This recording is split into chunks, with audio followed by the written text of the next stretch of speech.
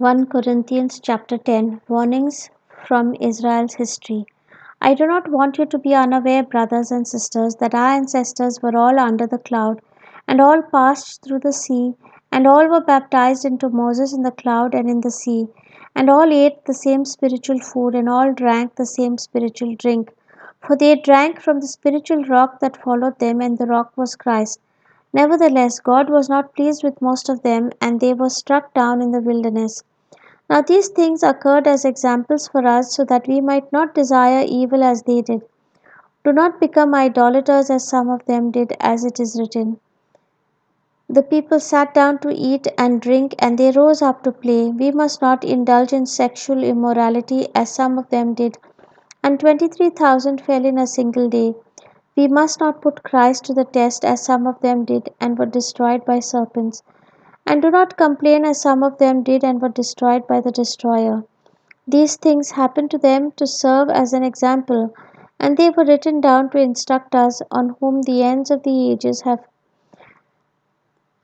come. So if you think that you are standing, watch out that you do not fall. No testing has overcome you that is not common to everyone. God is faithful, and He will not let you be tested beyond your strength. But with the testing, He will also provide the way out so that you may be able to endure it. Therefore, my dear friends, flee from the worship of idols. I speak as to sensible people. Judge for yourselves what I say. The cup of blessing that we bless, is it not a sharing in the blood of Christ?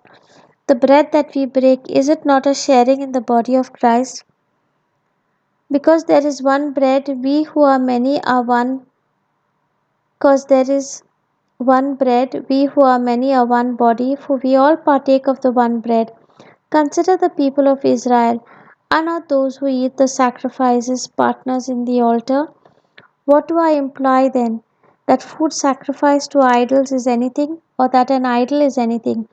No, I imply that what pagans sacrifice, they sacrifice to demons and not to God.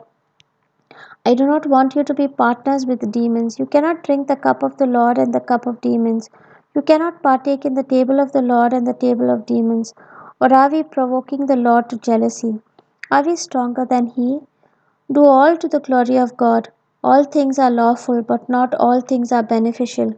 All things are lawful, but not all things build up. Do not seek your own advantage, but that of the other. Eat whatever is sold in the meat market without raising any question on the ground of conscience. For the earth and its fullness are the Lord's.